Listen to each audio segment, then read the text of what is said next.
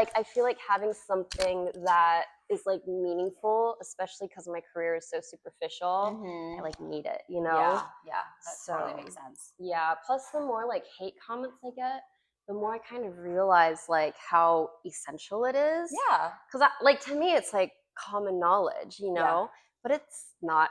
No, it's no. really, really not. No, and there's a lot of denial, and there's a lot of like, there's a lot of bullshit. It's crazy. Mm-hmm. Yeah. Yeah. Well, welcome. Hi, thank you. I'm excited to have you here. Yeah, it's so fun. I know. I'm excited to be here with your sweet girl who's now entertaining herself. She's good. She's like, oh, business has begun. Yeah, she's like, all right, I'm going to focus in. She always has her little cameo at some moment. Yeah. And my editor was like, you know, do you want me to cut it out? And I was like, I kind of like that she just pops her head in here and there, you know? Yeah. She's like her own character. When I was filming mine on, I used to film on my kitchen table. Now I have director's chairs, but the first 2 seasons I did it at my kitchen table. Okay. And almost every single episode, my cat Ruby would jump up. So you'd get a nice little Ruby butt shot there. Oh my gosh. I love it. I feel like these are the things that keep it alive and keep it interesting. You know, who doesn't like a little black cat booty from time to time? Exactly. Yes, which is funny now that I say that because so with burlesque you have to have, well, you don't have to have, but like most people have a tagline or like something that you give the host to introduce you. And that could be really difficult to unlock, like figuring out what your stage name is, what your tagline is, what your intro is, what your bio is. Like all those things are really difficult. It's all part of the marketing side of performance absolutely. as well. Yeah. And I recently unlocked she's the black cat you wish would sit on your lap. And I was like, oh my God. I think I just thought of like, she's the black cat or burlesque because I for sure give black cat vibes. I see that, yeah. Emma Leo. My stage name is Miss Ella DeVille, but my name is Ariel, which means God's lioness. So I'm like, there's a lot of cat vibes in me, and I have a black cat. Okay. And also like there's a Venn diagram between people who work in sex and sexuality, intimacy coordinating, whatever, and black cats. Like there's so many. Yes, it is wild. Oh, we are going to dive into this today. Yes. Witches, right? Yeah. Let's start with introducing yourself so we know who you are. Yes. My name is Ariel Zadok, and I am a producer and sexologist, intimacy coordinator. I'm the host of Birds and Bees Don't Fuck, and I've been a woman in production for over 20 years. Oh, I love it. I feel like as you're talking, I'm like, oh, so many questions, so many things to explore. Oh my gosh. Okay. And I guess I should say I'm a performer as well. That's like, I don't necessarily introduce myself as that, but like, that's fair. I've been performing since I was 4. So oh, wow. I'm a performer. Okay. That's more than anything else. I've been doing that the longest. And the interesting thing is that it wasn't until I became a pole dancer that I identified as a dancer, even though that was how my performance started. And of all the disciplines I've studied and I've performed as for my entire life, dancing was the most. Like, interesting. I danced on and off throughout my childhood. I danced in my adulthood. Obviously, musical theater, there's a lot of dancing. I took dance classes in college. Like, I'm a fucking dancer, and I don't know why it took until pole dancing for me to actually own that. It's really, it is really interesting. And then I was like, wait, and I've gotten paid to dance. So I guess I'm a dancer. How funny. I almost feel like in LA, like, have you been to Millennium and stuff?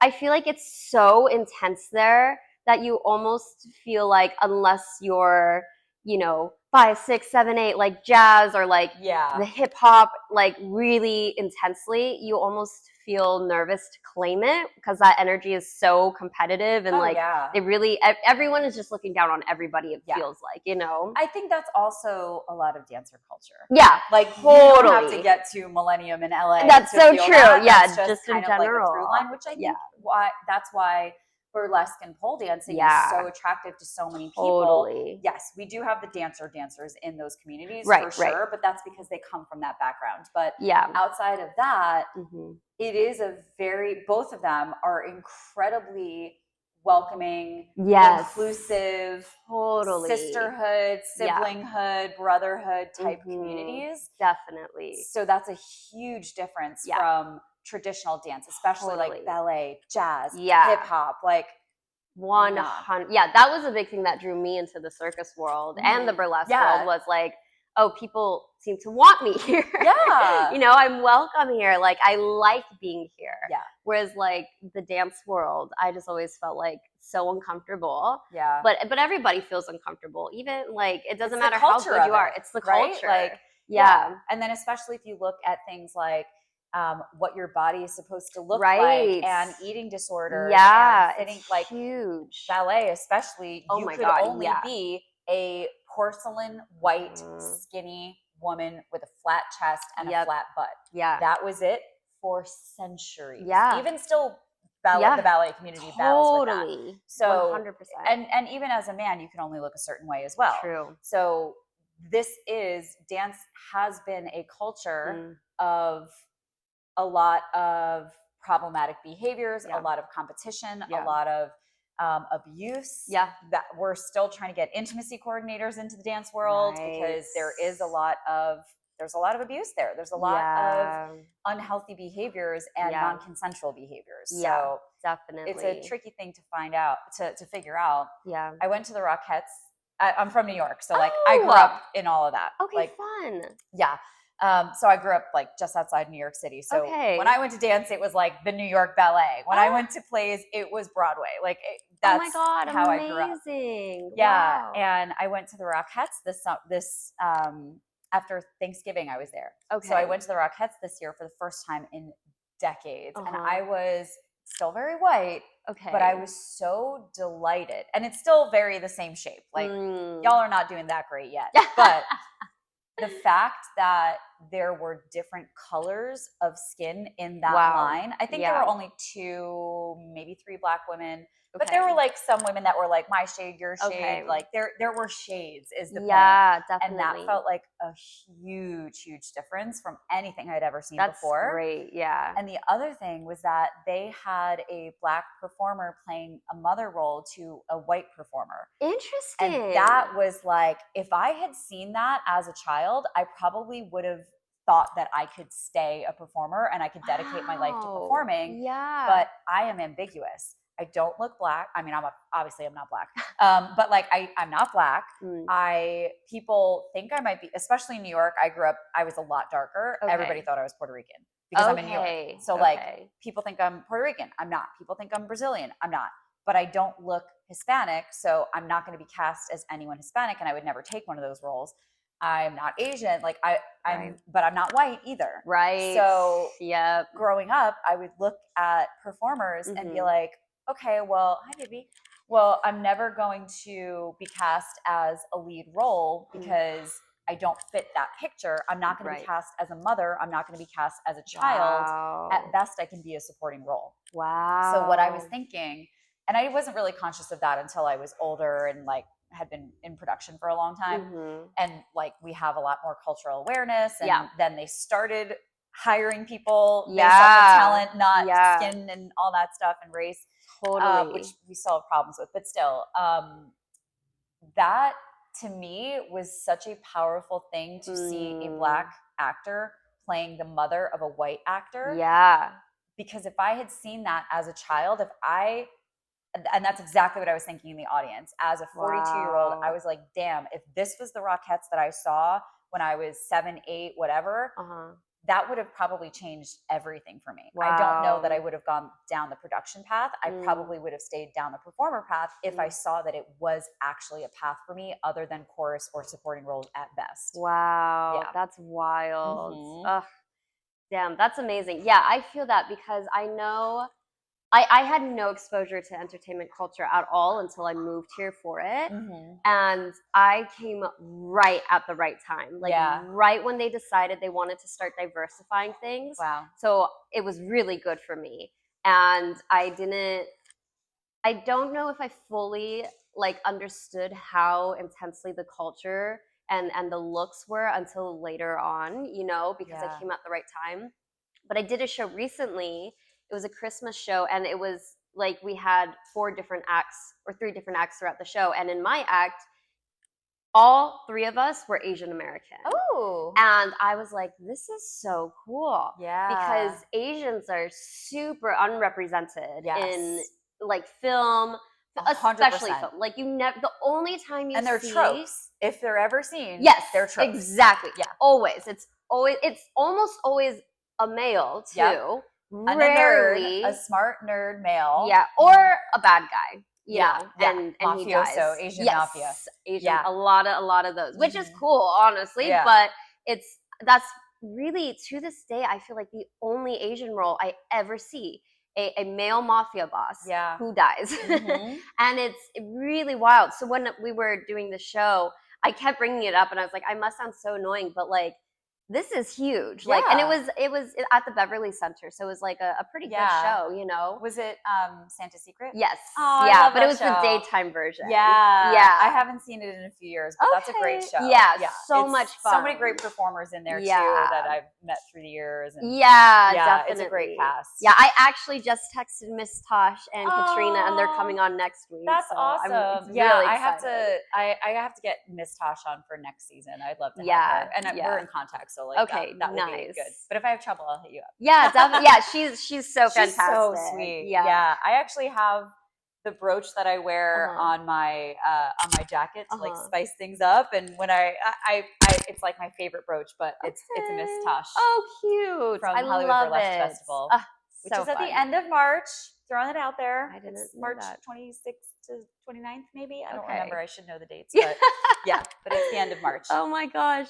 So how did you get into like the intimacy? And I'm like curious to know more. Like, what did you call it? The Sexology? Yeah. Like what? So sexology is a blanket term for anyone who studies or works in sex and sexuality. So under the umbrella term of sexologist, you'll find researchers, you'll find educators, you'll find coaches, you'll find therapists,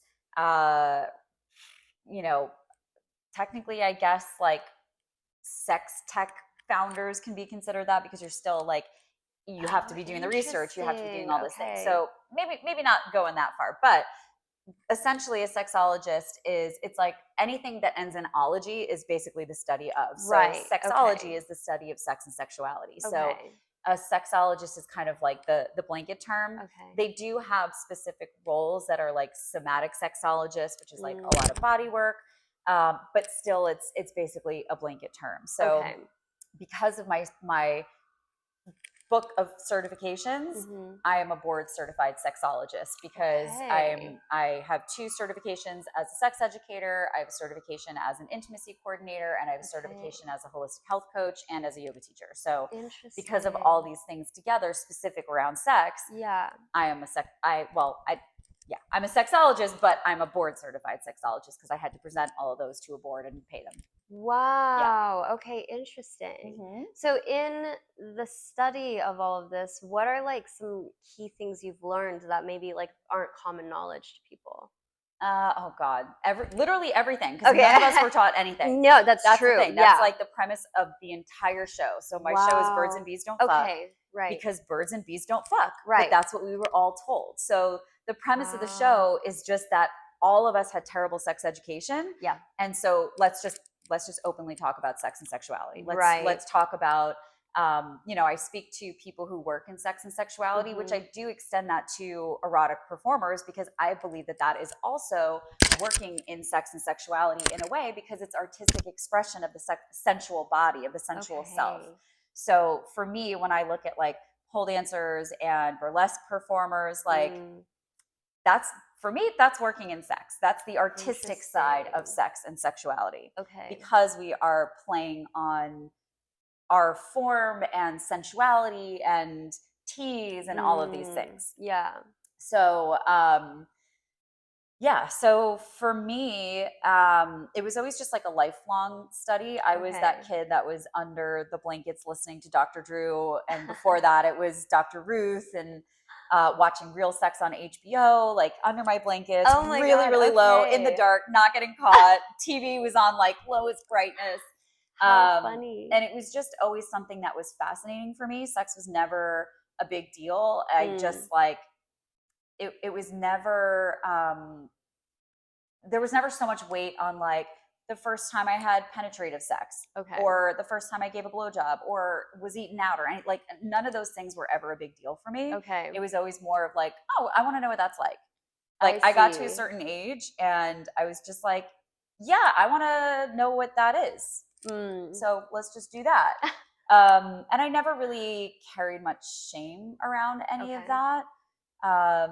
So yeah, it was just kind of like a personal interest and curiosity, and a lot of like self-study over the years. And it was just something that I was drawn to. And I became a health coach in 2014. That was because of digestive stuff, but it was directly tied to my sex and my sexual organs too. So interesting. I used to get UTIs and yeast infections like it was nobody's fucking business. I have been to so many urgent cares and ERs. Specifically when I was in college, like bless my college boyfriend, because that man took me to like every urgent care. I've been to the emergency room. Even when I was like 16, I had almost a kidney infection from urinary tract stuff. Oh my God. Turns out I just needed to stop eating dairy and gluten, and then it cleared up. And now it rarely happens. Oh, how interesting. Yeah. That's crazy. I have friends who I know that's happened to. So that's really, really fascinating. Yeah. And doctors are not trained in food or sex.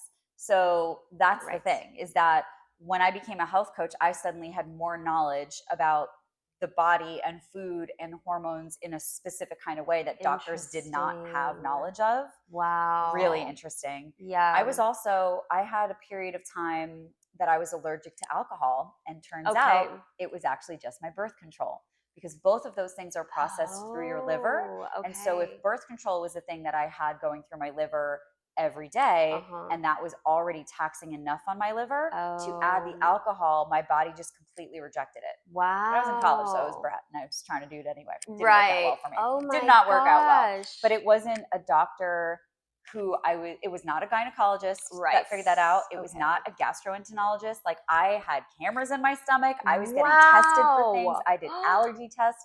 I did so many things to try to figure this out. None of them knew it. It wasn't until after I got off birth control, I went to a doctor for a sinus infection. I literally just went to an urgent care, and she asked me about allergies. And I haphazardly was like, oh yeah, I had this weird thing with alcohol for a while. And she asked me some questions. And she was like, yeah, that was just your birth control, because you're fine now, right? And I was like, yeah, I mean, I'm still sensitive. My body doesn't love alcohol too much, but like, I also just got off the birth control at that point. And she's like, yep. And she explained it to me. And I'm like, wow, one woman asking one question. That's crazy. None of these men could figure it out. Yeah. Multiple specialists. That's not wild. A single fucking one asked me about birth control or talked about my liver or anything like that. Wow. Yeah. Yeah. We have a girl on here who's come on, she's one of our regulars, you know, and she has said many times how women's health is really not researched a lot. She likes to talk about tampons. Yep. But you know, toxic. Yeah, one that we haven't covered that, you know, I was going to bring another girl back on to talk about, but we just haven't gone around to it, is birth control. Yeah. And how, like, I went on birth control when I got married at 21, and then I didn't get off of it until 27. Yeah. And I always, because I had a really traumatic divorce, I always thought, you know, I started making crazy decisions because of my trauma, which was a huge factor. But I didn't realize, like, it sounds so basic. Yeah. But I didn't realize I was on a drug. I was on a drug that was changing the way I thought, that was changing the way I acted. And it wasn't like, I always thought birth control didn't affect me that heavily. But I realized once I got off of it, I was like, oh my God, I've been like a different person for all these years. Yeah. And I thought it was just trauma that was causing me to be different, but it was an actual drug. And they don't educate us on this, you know? Not only that, but it's a drug that is specifically controlling your hormones. Yeah. Which is how our entire... Exactly, that's what I'm saying. It's how our bodies operate, right? Right. So it's like, yeah, you're taking a drug that is literally changing how you are. And for a lot of people, it's very good, and the hormonal birth control is very helpful. Right. But it is not the only way. And especially when that becomes the solution to a problem. I have a friend of mine, Nicole Jardim. She's like the period queen. Like her whole thing, and she's the reason that I got into health coaching. Okay. But she has a program called Fix Your Period, and now she actually has an institution for women's hormones to teach other doctors, facilitators, coaches about these things, because they're not learning it anywhere else. Yeah. And it's so important. Yeah. It's so important. And it's so undiscovered. And like one of the comments that, I've seen on here, we get some really intense comments on this podcast. Can't wait. Yeah. It's crazy. Bring it on, bitches. Right? Yeah. It actually fuels me more to be like, wow, it's really needed to talk about these things, because what the hell, But somebody was like, because it was a tampon episode, and they're like, well, a man designed it. What have women designed? Well, then women should be designing things, blah, blah, blah, blah. Yeah, that's the fucking point. Yeah. And I was like, well, I actually looked up a timeline of how long women have been working, how long we've had control over our own finances. Like, not long. I was alive when my mother couldn't even get a house by herself. Wow. Yeah. It's crazy. I'm pretty sure, if my timing is right, I was born in 83. So it was around that time that women could get a mortgage. Wild. I don't remember. It might have actually been a year or two, like a couple of years, but it was like late 70s, early 80s that women could get a mortgage by themselves for the first time. Yeah. Bank accounts, I think they could have from the 70s. Yeah. Like my sister 70s. Was born in 69. So like when my mom had her first child, she couldn't have a bank account. She couldn't have a credit card. She couldn't get a mortgage on her own. Yeah. Yeah, and it's like, someone was like, well, women have been working for a century or so. But also, for a long time, when women were allowed to work, it was restricted. Like 100%. We could only, I think I read, it was like husband-approved jobs. Yeah. And so it's like we have barely had, compared to how much time men have had, we've barely had any time. And even when we have been working, we are still not believed. Our ideas are not taken. Yeah. We are not in positions of power. Yep. Obviously now it's a little bit different, but we still struggle with all of those same things. Yeah, for sure. The level of harassment and not being taken seriously happens on a daily basis in every single, not just performers. Yeah. Not like, I hate, sometimes we get comments where it's like, oh, well, how can you be, expect to be respected when you're in porn?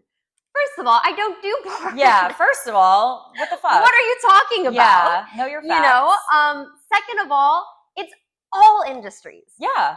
Every single industry. And women go through this. First of all, even before that, there is absolutely no shame in sex work. Exactly. It's like, what are we even talking about here? That's, it is entertainment. Or either entertainment or companionship that people are choosing to engage in when it's healthy, when it's not trafficking. That is a completely different thing. And you cannot call anything like the trafficking and sex work. Those are not the same. Very different. One is abuse. The other one is a choice. Yeah. Those are very different things. We cannot put them in the same bucket. The same thing when people say child porn, absolutely not. It's child sexual assault. Like this is like it. That's not porn at all. So stop saying that. Very different. Yeah, there actually is a term for it, and I'm it's escaping me right now. But yeah, let's make sure that we're actually using the correct terms, and there's no shame in that. Like people are wanting to engage in that as their profession, and people are wanting to purchase that as their entertainment or as their companionship or as their healing. There's a lot of healing that can be done. That's very true. They're also used, now that we're in a space of more ethical porn and pornography that is more accurate for what the experiences are, and self-produced porn and creator-led porn. Now we have examples of, hey, actually, let's watch this because this looks fun. I want to try this. What is this? Like, hey, let's watch this together because this turned me on, and let's explore that and let's look into that. So porn and sex work, any sex work in general, is not only just like, great, if you're into it, you're into it, and that's amazing. And now we're in a place where a lot of it actually can be used as a tool for learning, as opposed to what it used to be, which is like, that shit ain't real, which it's not real. It's still performing, right? Yeah, unless it's like, something like Make Love Not Porn, where it's real people sharing their stuff. Right. But it's layered, but there's a lot of benefit to it for sure. Yeah. Well, I mean, I was having a conversation with my friend recently because, you know, for whatever reason, like a bunch of my friends, well, it makes sense. A bunch of my friends decided like we're all going to be actors all of a sudden. But it makes sense, you know. But as we're kind of beginning this acting journey and starting to be in movies and stuff, I gave one of my friends a call and I wanted to hear his thoughts because I was like, something that has been really fascinating to me, because I have been around a lot of like porn sets or porn stars, you know, and I've seen their work or like I've been on set and been like, oh, okay, so that's how it goes, you know. But which is very similar to a regular set, by the way. That's exactly what I was going to say. Yeah. Because I watched the movie Baby Girl recently. Love Nicole Kidman. Think she's a fantastic actress.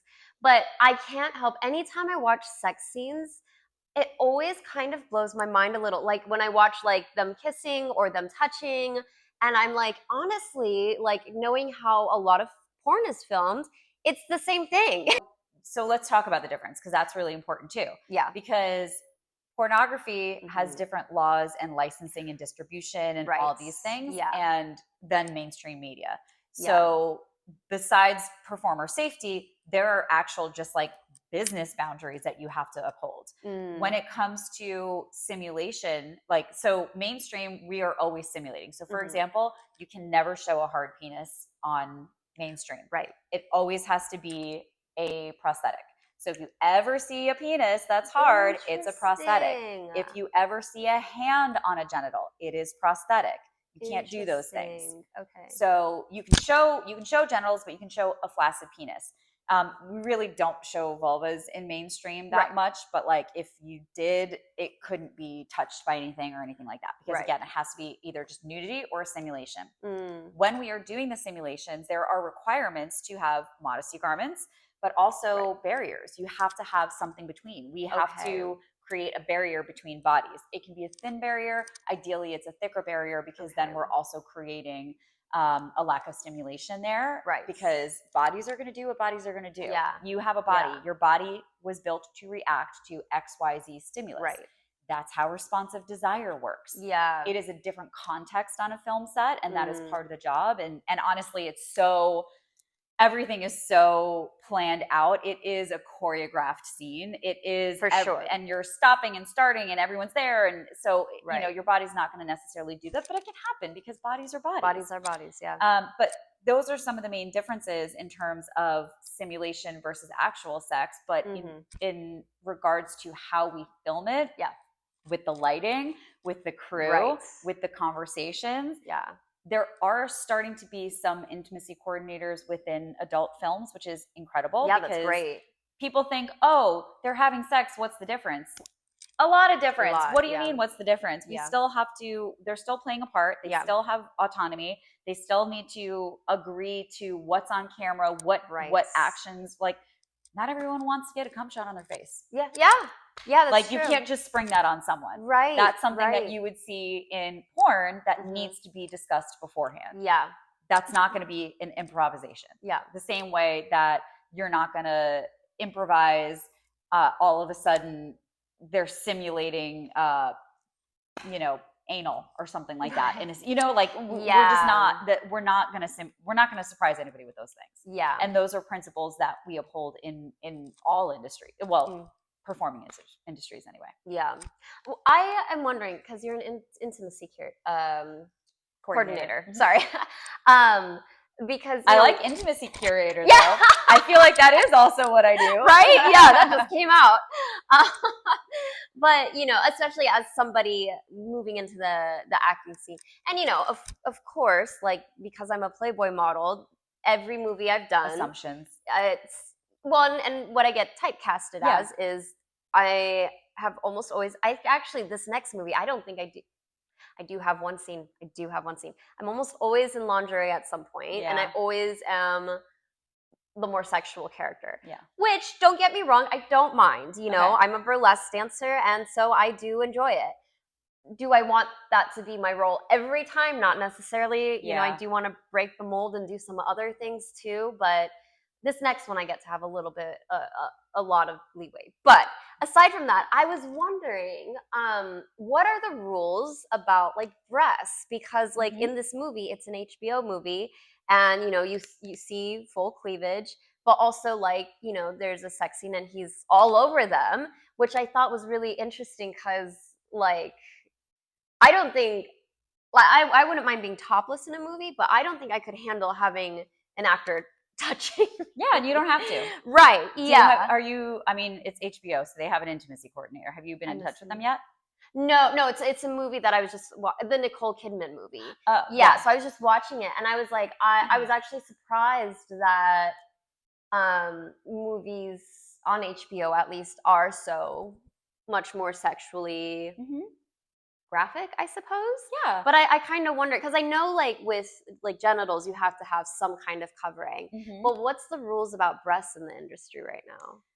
Everything is dependent on the performer and the nudity writer. So interesting. Yeah. Okay. So let's say the vision of a scene is let's just set the scene. So first of all, it's very good to know that scripts just say they have sex or they make out or whatever. But within the context of that make out scene, they could take shirts off. There could be breast touch. There could be, levels of nudity or whatever. So let's just say we have a scene where two actors make out, both shirts come off, her bra comes off, and there's some touching of the breast. And let's call it two female performers. Okay. Right? So let's have the example that what the director would love to see is that it's a hot and heavy scene. There's a lot of passion. There's a lot of energy. They start making out. They both take their shirts off. One woman, like they each take their bras off, and now they're both topless. And one woman feels up the other. She puts her hand on the other woman's breast. So I would then go, and that's like such a minimal way to explain that and what I would actually get from the director. I'd go so much deeper on that and like really get into the nitty gritty of specifics. Okay. I'm also a producer and an AD. So like I go possibly deeper than most other people go. I don't know, because none of us can be in the room with each other. But I'm always I'm built that way. I've done that for 20 years. I'm not going to change. So let's say that's the setup of the scene. I would then have the conversation with each performer, and let's say performer A is like, "Yep, I'm good with making out. We don't use tongues unless it's actually something that we need to see on camera." So I'll always also have the conversation about tongue versus no tongue. If the scene calls for it, I will ask the performers if they are comfortable with that and where they sit with it. If the scene does not require it, I will always let them know, hey, we don't use tongues because you don't need it. It literally adds nothing. If anything, it might make it weirder or whatever. So it really just, you can't see it on camera. So we don't need to do that. So let's say it's like, yep, you're going to have mouth to mouth kissing, no contact. We'll talk about tone and pacing and all that stuff. They're okay with having breasts on camera. So above the waist nudity is what we would call that. So they're okay with that. And they are comfortable with their scene partner touching their breasts. I see. Okay. Cool. Okay. The spoken to the performer, they understand everything. They're okay with everything as planned. You can send them their nudity writer for above the waist nudity. Nudity writers will not include breast touch. It depends on the legal team. Some legal teams may want you to include that. I would err on the side of put that in the nudity writer. I also started my career as an agent too. So like for me as a producer, as a former agent, I was only an agent for like 2 years, but still as a producer and as an agent, I'm like, I don't give a fuck what legal says. I want that in there because that is because it's such sensitive touch. It's not considered a simulation. So technically it would not be required in a nudity writer. It's going to depend on the legal team. Some legal teams are going to be like, nope, doesn't matter. Other legal teams are going to be like, yep, put it in there. Wow. It depends on how conservative the studio or the production company, if they even have a lawyer, is going to be. So that person, great. You've got your nudity writer for above the waist nudity for this scene, whatever. Great. I have the conversation with the other actor and they say, okay, I'm good with making out. I'm good with being nude, like above the waist nudity. That's fine. I'm comfortable with them touching everywhere on me, but I don't want my breasts to be touched. Right. Great. We don't need to do that. Yeah. Are you good with your back? Are you okay with the clavicle? Are you comfortable with neck? With this, like, we'll go over all the pieces. And now we have, great, the breast touch is only going to happen from one character to the other if it makes sense. It still has to make sense for the scene, for the actors, not for the actors, but for, obviously, consent for the actors, but make sense for the characters. If it's not a dynamic where this character would do that, then what are we doing? And sometimes the actor will be like, I'm comfortable with it, but this is too early in the movie. Like, I've had male actors who had to start, which this is a common misconception. People think that male actors don't have boundaries. They're down for whatever. They're happy to have their shirts off all the time. Men are sexualized too. Let's remember that. So I've had situations where an actor was supposed to, like, first scene, first shot of the movie, first thing you see is him without a shirt on. And so when I was doing my intimacy meeting with him, he's like, I mean, I'm fine without a shirt on, but I just feel like starting the movie like that is not the move. And I don't really want to do that. And I'm like, great, you don't have to do that. We'll put you in a shirt. Yeah. Awesome. That's it. There's 1,000 ways to tell a story. We do not have to make someone feel uncomfortable or push them past their boundaries in order to tell that story. You could tell that same exact story with both of those women being topless without ever showing their nipples. You can tell that story of passion, of excitement, of, you know, eroticism without any breast touch. You can do all of that. Because we are artists and we're fucking smart. And you don't need those things to tell a story. You can still, audiences are smart too. If the performance is there, you don't need those things.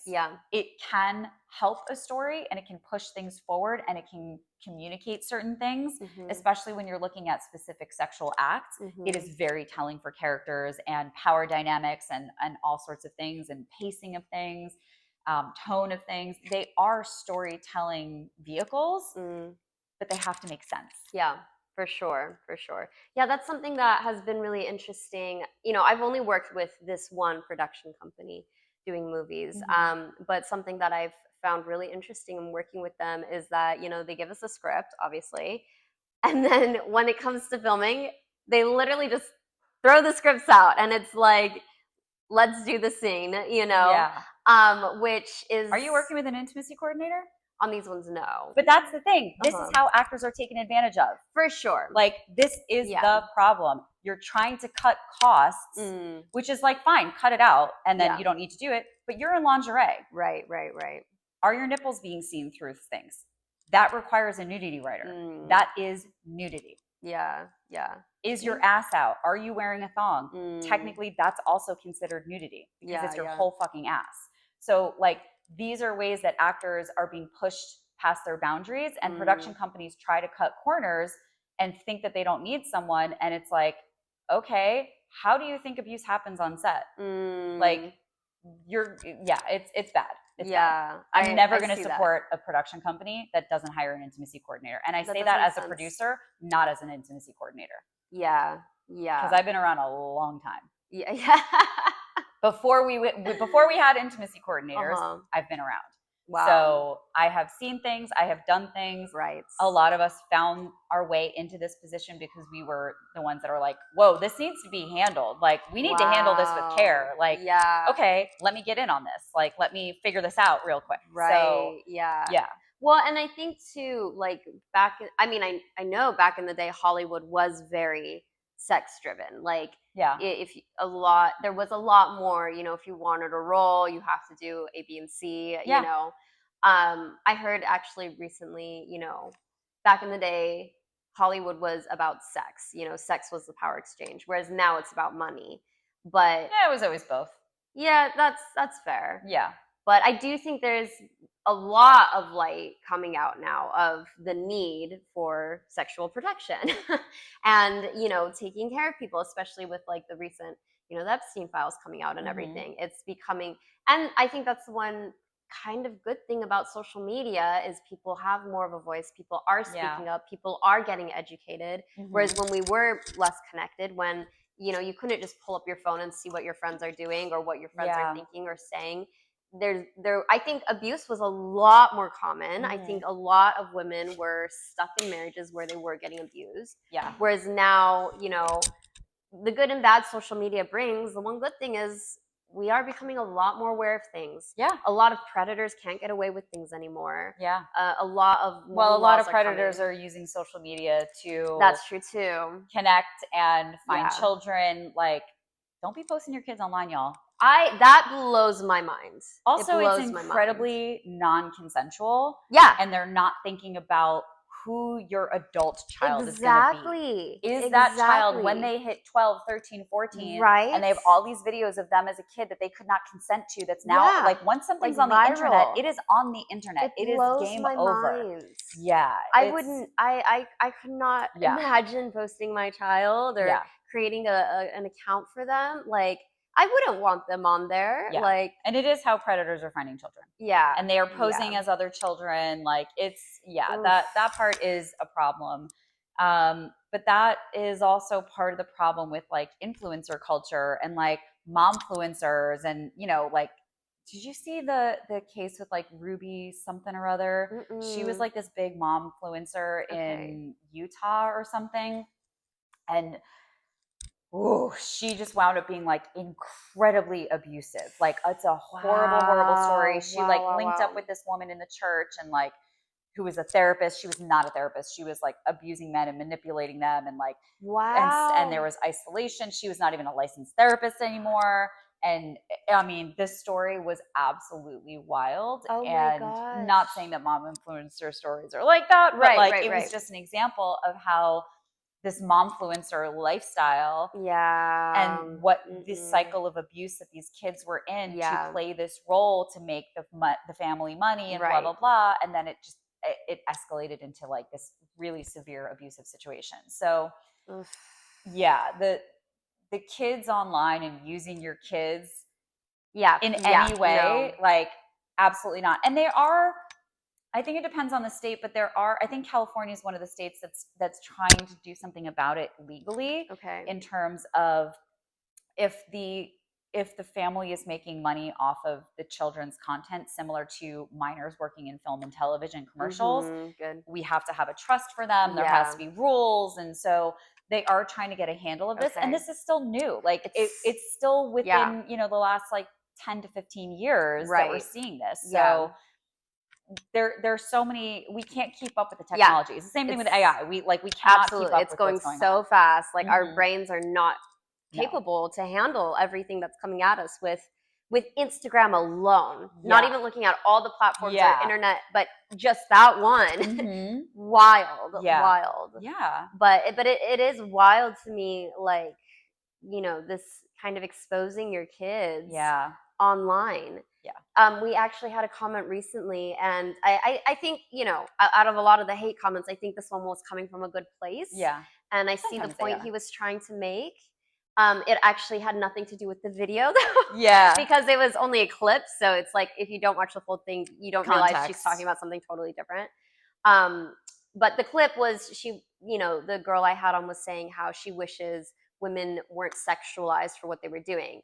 And now she's a jiu-jitsu coach. So she was talking about in the jiu-jitsu industry, which is a very, like, it's not like the modeling industry. You know, you're, like, in a full gi and you're fighting, you know, but you still get sexualized everywhere. But he commented on there, and he was thinking it was like she was talking about, like, modeling or something, which who cares either way. But he was like, well, you know, a lot of women can do things without, like, exposing their bodies, like, you know, talk about, like, supporting their husbands or their families or whatever. And it's like, well, yeah, but that can also be very exploitative of your family, you know? Like, now you're putting your whole family online, and, like, what's the point that he's trying to make? That women can do all the work for their husbands and children? I mean, that was, I think, without realizing, that was the undertone that I got, which I've noticed is a big thing. I think the point he was trying to make was, like, you can create wholesome content about your family, but also, like, when my social media started growing, it was because we had a group of friends and we did everything together, and we posted and made these videos, and people were very involved in our life. but people were very involved in our lives. So when we started having fights and when we had issues, it was like, that's so interesting. I'm gonna have to dig in your social media and go. Is this on Instagram? Yeah, I mean, you won't really see the drama, not the drama, but like what you were doing. We used to do. Yeah. When there's a distinct moment where things changed. Like it was literally, I had a video hit 2 million views. Whoa. Yeah, and my Instagram went from 6K to 18K in 2 weeks. Wow. How was your nervous system around that?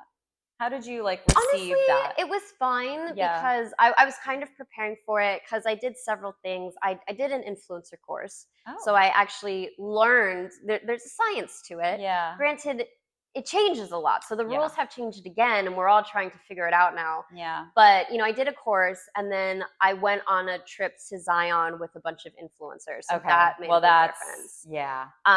So wild how that happened. Yeah, it was crazy. But also too, we were in Zion, so the content I was filming was gorgeous. Incredible. Yeah. And I was doing acrobatics on these cliffs. And but I was also beautiful and interesting. Yeah, but also, I don't know about you, but I get shadow banned all the time. I do now. All the time. Back in the day, there were less rules, but now, absolutely. Yeah. But back then, though, when is back then? Is this like quarantine? Yeah, I was going to say, is this pandemic time? I grew during because when you said the group of friends, that's immediately, because they were like all of a sudden all these influencer houses and groups of people. Exactly. Yeah. That was exactly when it happened. And at first it was cool, and I wasn't too. I don't think it affected me that heavily, but it wasn't until maybe a couple years in, because we had a lifestyle, we traveled together, we did these stunts together. That's so interesting to watch. That's excellent and content. It was fun to do. Of course you blew up, because who wouldn't want to go on adventures like these that? Beautiful girls traveling around doing flips and stuff. It was, people were really into us. Of course. But then there was a lot of underlying drama. A lot of it was leaking out in a lot of places, and then you try to reframe it to be to look happy and healthy. But then at one point, shit hit the fan. Yeah. And it because we had traveled so much, it blew up across the country. Wow.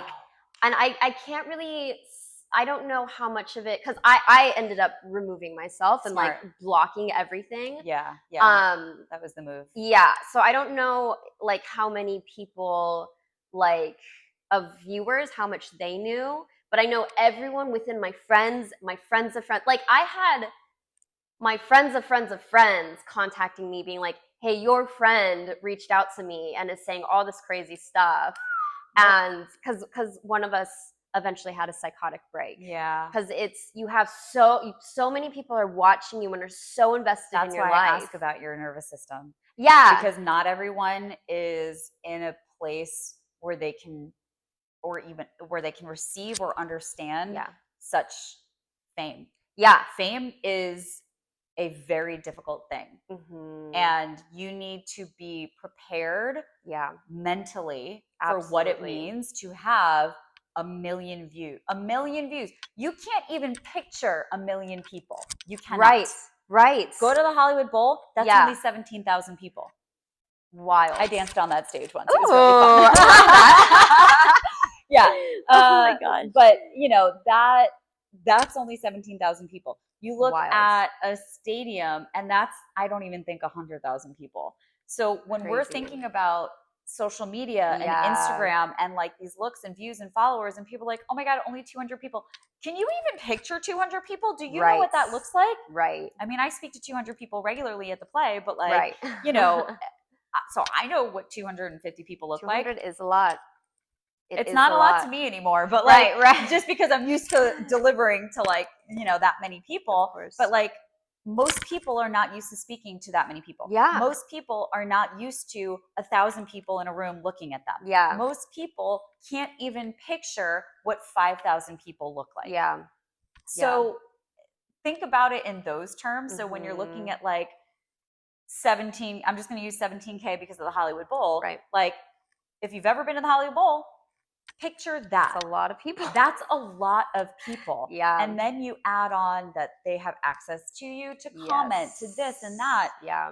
it is no surprise that we see so much sabotage within kids who grow up famous, people who go from 0 to 60, influencers. Like, this is not natural for us. No, it's not. Even to know more than 100 people is not what our systems were built to understand. Absolutely, yeah. We can know like 10 people. That's it.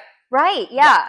I that was where I stepped out, and I completely kind of ostracized myself from the group, was when a kid came into the picture, and I was like, I'm out. Oh, like a minor, or like somebody had a kid? Someone had a baby. Okay, yeah. Yeah, and I was like, you knew it was going to be. Yeah. I was like, look at how toxic this is for all of us already. Like, what are we doing, you know? And I include myself in that. I was making wild decisions also, things I can never take back, you know, because it's on the internet forever. And even if I deleted it, even if they've deleted it, which I don't think they've had, and I've actually had to have spies like check in and be like, is this still happening, you know? But it's wild. And I was like, this is so toxic and unhealthy. Yeah. And I've heard through the grapevine that things look very happy and healthy now, but they look happy and healthy. You don't know the truth. No one knows the truth. Right.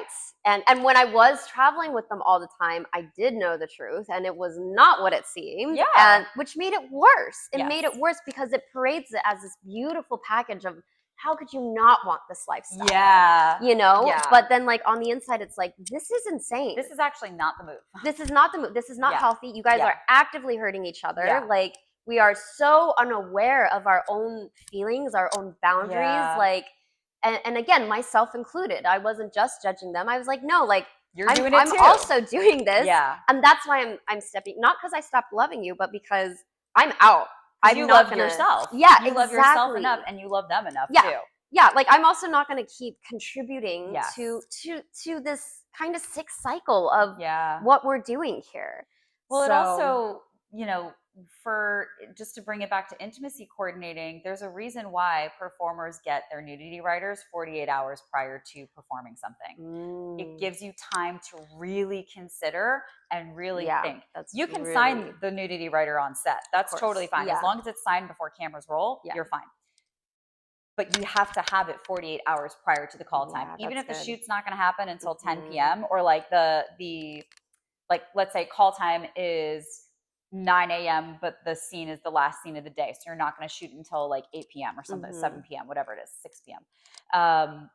You still have to have it 48 hours prior to the call time that day. So that even gives you more time if it's later in the day to really think about it. And as long as it's signed prior to, it's fine. Yeah. But they have to have the nudity writer with enough time to really think about it and sit with it and not be coerced into a decision and that's really, to not feel the pressure that you inherently feel in a yes and industry. Yes, absolutely. Yeah, it's so, so important. And that's where too, like, you know, all this new social media culture is a lot. Yeah. It's been, and people don't have support. People don't have support. And there's no knowledge. There's no, like, nobody, you know, it's a whole new thing that's happened. That's like, poor millennials, man, we've been through so much. So much. I'm tired. Yeah. I'm tired. Like, could we go through? Yeah. We could actually. Let me not even say that. But you know, it's been a lot. Coming. Yeah. I think it's, and then if you work in production too, like, the whole demise of our industry has been a whole other experience on top of everything else. Definitely. It's not just, I mean, most industries are out of jobs, but this is an industry where everything is changing. We are experiencing our own industrial revolution. Yeah. So it's, and while we're experiencing this industrial revolution, it's also the biggest contraction of work that we've ever seen in the history of the industry. But part of that is because over the pandemic, because of the streamers, we were producing more than we ever did before. So we went from this, like, and we needed to, like, I worked at Disney at the time, and the amount of shows that we were managing was like unbelievable, absolutely unbelievable. Wow. And part of it was, you know, streaming wars and all of that, but the other part was, like, everyone was home, nobody could do anything. And we were providing jobs. Like, the amount of jobs that were created over the pandemic by the film industry alone was incredible, because we were one of the only industries that could work, because people like me were helping figure that out. Right. What a wild job.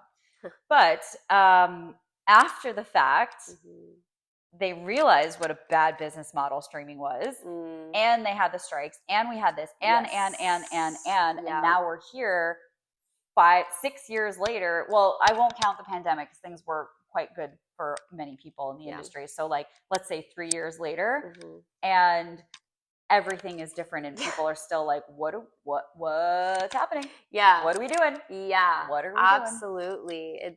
It's yeah, I mean, even with like the social media world, you know, like now all of us are just like something one of my friends said that I thought was really interesting was she was like, you know, because we were part of that like hot girl culture. Yeah. That's how we grew and made money, and like that was what we did back then. And she was like, they've completely banned us. Yeah. But we built this. Yeah. Because I hate to say it, but it's true.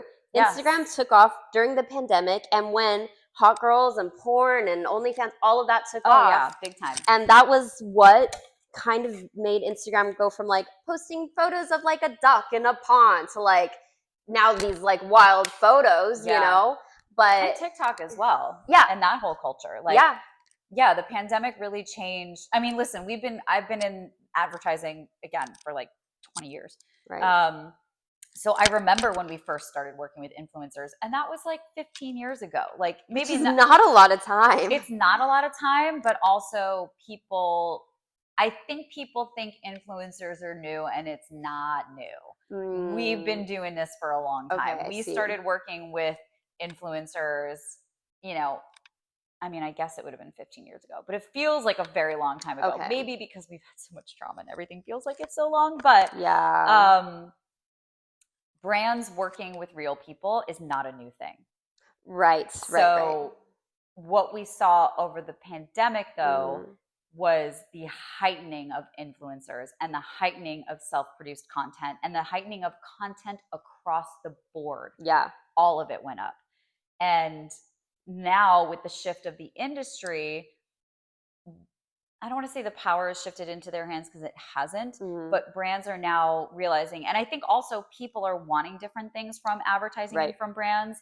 And so it is a very interesting time where there is this huge influencer culture, which oftentimes they're kind of being taken advantage of by these brands and getting bad deals, but they think it's a good deal because they don't know the industry. They don't know what's going on. And so, but that's also a part of everything changing, and what does it look like in the future? And I personally think that a huge thing moving forward needs to be brands are funding features. Brands are funding shows. Yeah. Not in a way that's like, here's my product, here's my product, here's my product, but in a way that's like, when we see the production companies at the front of a film or front of a project, now we're seeing Colgate. Now we're seeing Tampax. Now we're seeing Trojan. Like now we're seeing these brands because people don't want to be advertised to. Yeah. They have influencer marketing, which is like probably the way the marketing is going to be moving forward. And then maybe we have some traditional commercials, but these stories have to be told, and there's no money to tell them, but brands have money. So why are we not just doing that? Like, I mean, and we will be. I really believe that we will be. So it's going to be interesting to see where all of these industries go in the next 5 years, even because things move so quickly. Yeah. But like the next 5 to 10 years, how all of the things that have been in flux for these last 3 years are going to eventually play out. Yeah. It's great. It's wild because we really were born at the turn of the century. Yes. And from 1990s to 2000, so much has changed. So much has changed. Changing so, like we really are entering a new era. Like I remember when only, I guess like 8 months ago, I'd walk out and see cars driving by.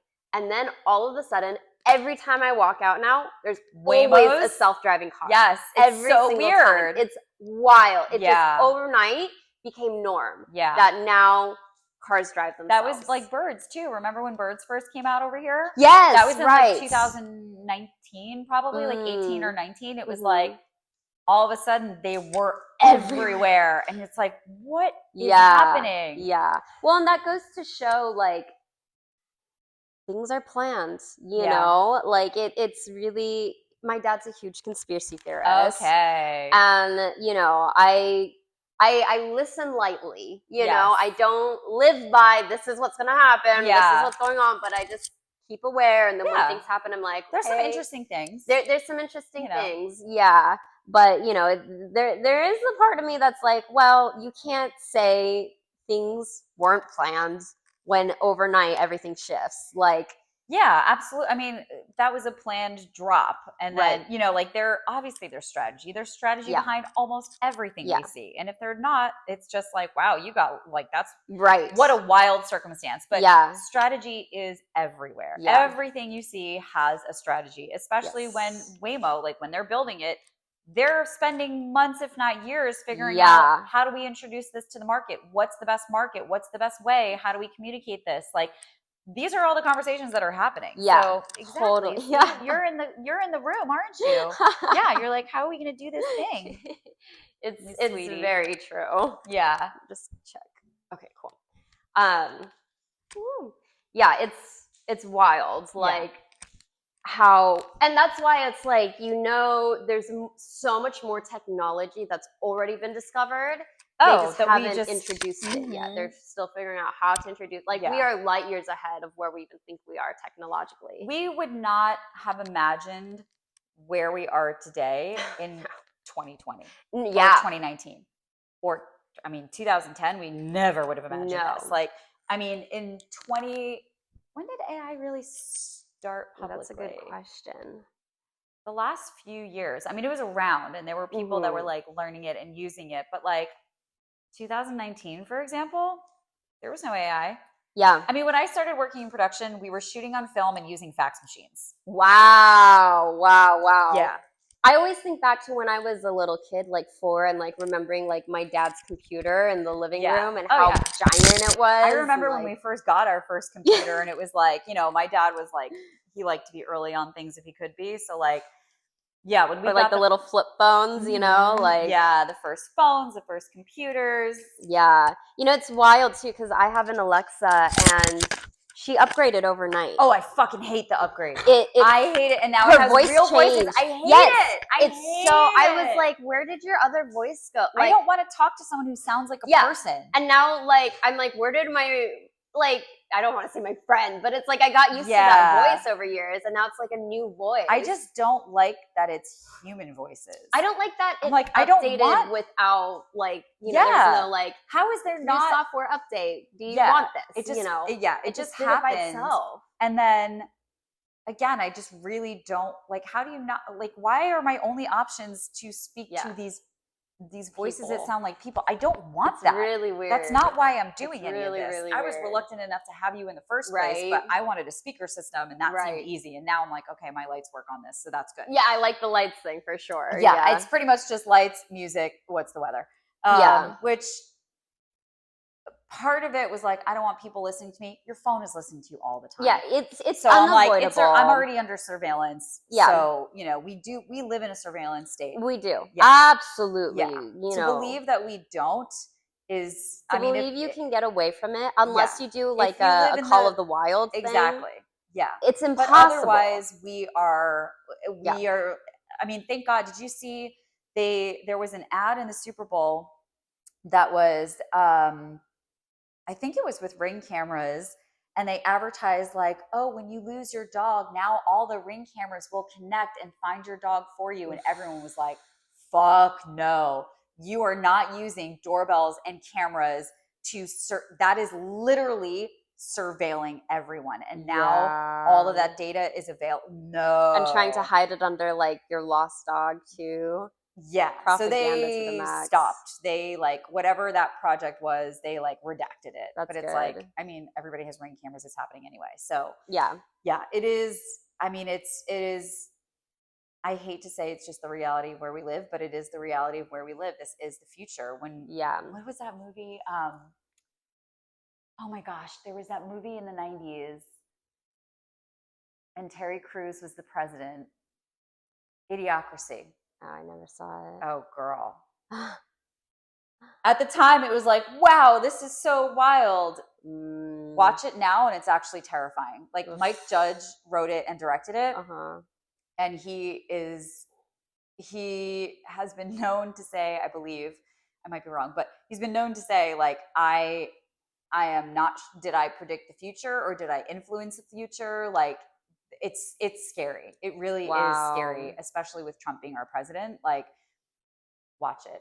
I watch think, it and tell me how you feel about it. I haven't watched it in a long time, but it is literally everything that we are moving towards. Wow. And it's wild. See, I often wonder if like this was like in the movies, if they were warning us, or if we've like collectively manifested this, you know? Well, that's what he was saying. He's like, you know, this was just like a weird movie that I wrote of like, what a weird, this would be so stupid. Like if it went this far, and it's going that far. Wow. Like Gatorade is their water. They don't have water anymore. Oof. Like that's, you know, like as a celebrity president, they don't have water anymore. Make like the dumbest shit. That's crazy. And everyone's like, yeah. And when you look at our country, then it's like, yeah, that happened. This is where we're at. It's really scary. It's really wild. And as fucked up as it is, the Epstein files are the only thing that might save us. You know?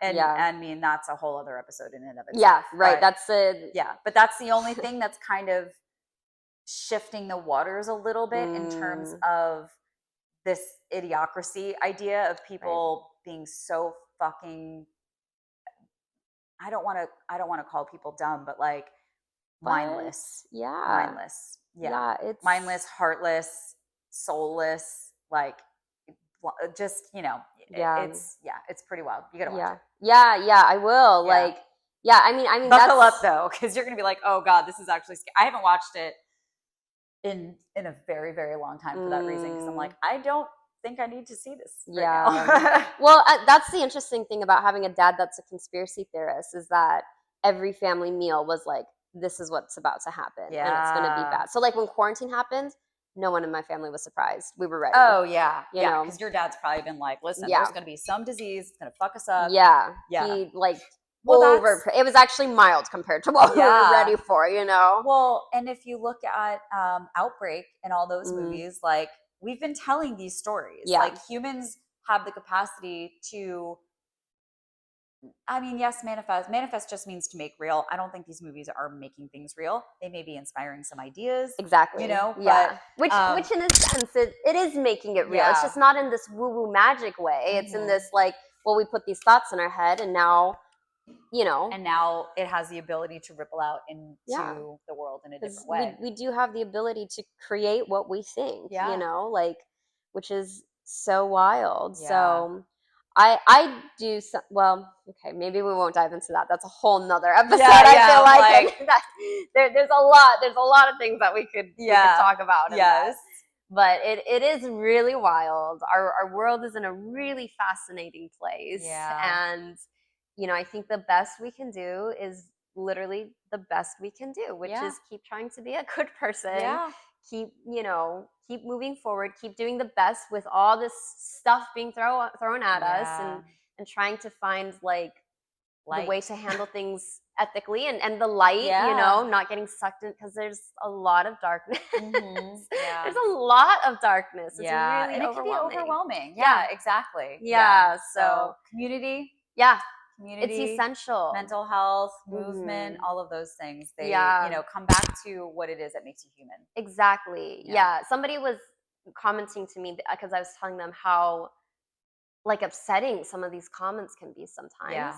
And, you know, he was like, well, you know, you can never, you know, you can't really change how people think. And I was like, I'm not worried about those people. Yeah. It's the one girl that comes across the one video from my podcast who is in an abusive relationship and doesn't realize she has a way out, and will never leave a comment, won't like it, nothing. That one video will be the thing that makes her realize, oh, there were other women who went through this and they found a way out. Yeah. You know, that's... Yeah, and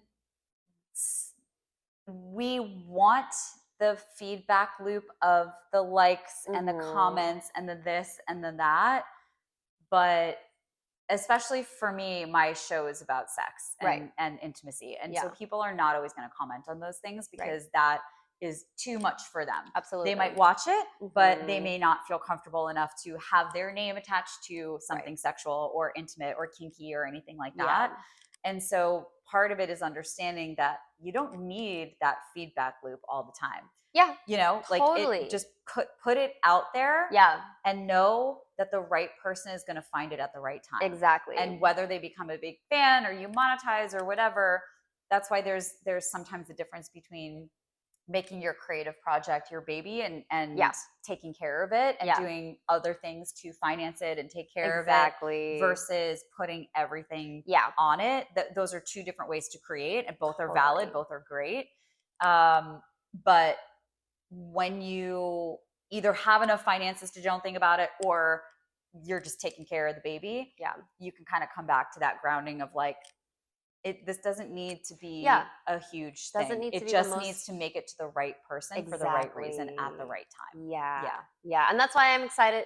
Going to be on her podcast later today. I know, we're having a double header. Yes, it's great. Yeah. That's why I'm excited to be on yours, because I really do believe sex education is so important. Yeah. It's so undervalued in America. And people think talking about sex is so bad. Yeah. But in reality, if it was talked about more, there would be less abuse. Yes. There would be better health, more health less education. STIs, less unwanted pregnancies, less abuse. So many. Especially with kids. Yeah.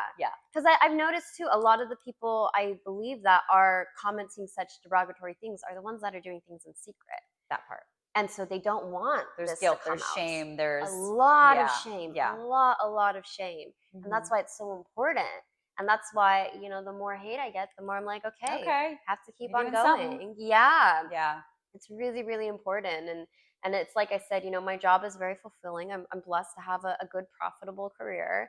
So doing this has been something really for my soul, not about the money or about the views or the likes, but something that means something, because us in this industry, we go through a lot. We learn a lot. We experience things that a lot of people will never experience. A lot of people see these things in movies, but we live them. Like that was one shock I had. I was on set and I was like, wow, this is really boring. And as soon as I got off of set and back in my real life, I was like, wow, this is boring. No, the opposite. I was like, well, my life is crazy. Yeah. Like, that makes sense for you, for sure. As like a circus performer, it's like, And I also think something that people don't realize who are not in the industry, and this is for like commercials too. Right.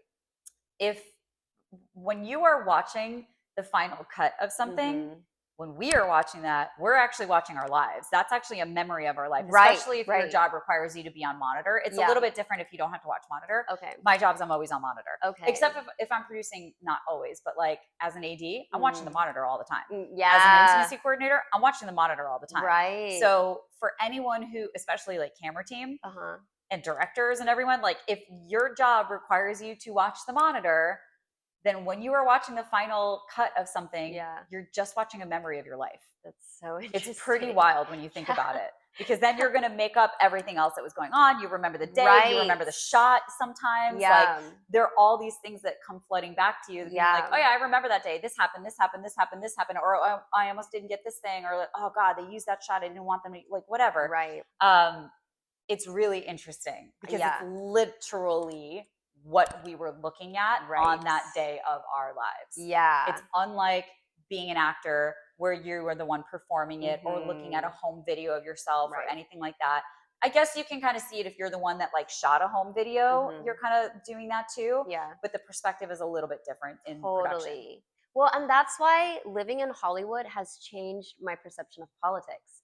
Because once you see the behind the scenes, the set, everything, the retakes, like everything that goes into creating that movie, you realize everything you're seeing on the news is all fabricated and put together however they want it to be. So I have a lot of difficulty believing anything I see on the news or on TV or like, because to me, I always go like, what is their intention? What are they trying to start? What's the story that they want to tell? Yeah. What are they trying to get? Especially now. Yeah. A lot, rage bait, a lot of like pitting people against each other and just, and so like who owns the company and what is their political view? Exactly. And it's a little bit of a struggle because I always step back. Like I think a lot of people watch something and they charge forward. Like now they have this strong opinion, but then you're playing into the game. Yeah, you got to think critically. Yeah, and that's it's like you got to think critically. It's really they will kill off somebody to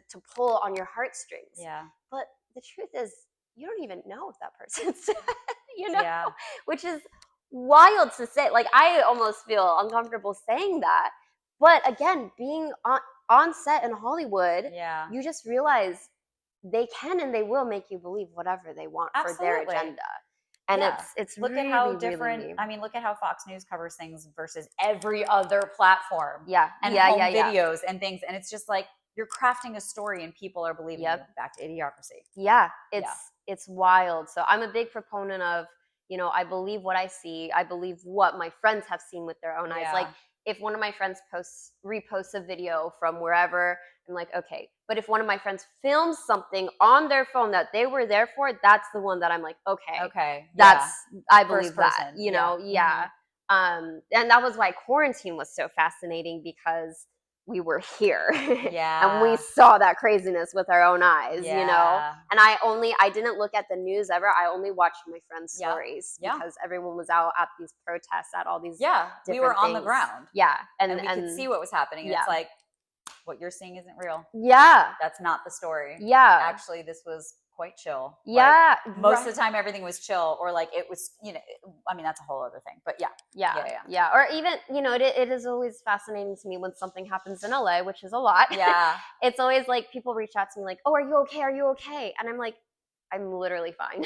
I'm literally the same as I was a month ago. Like, and that always gets me, and I'm like, you're seeing what they want you to see. 100%. I don't remember what it was, but there was some issue, and then everyone was like messaging me, "Are you okay?" And I was like, "The fires." I think it was the fires.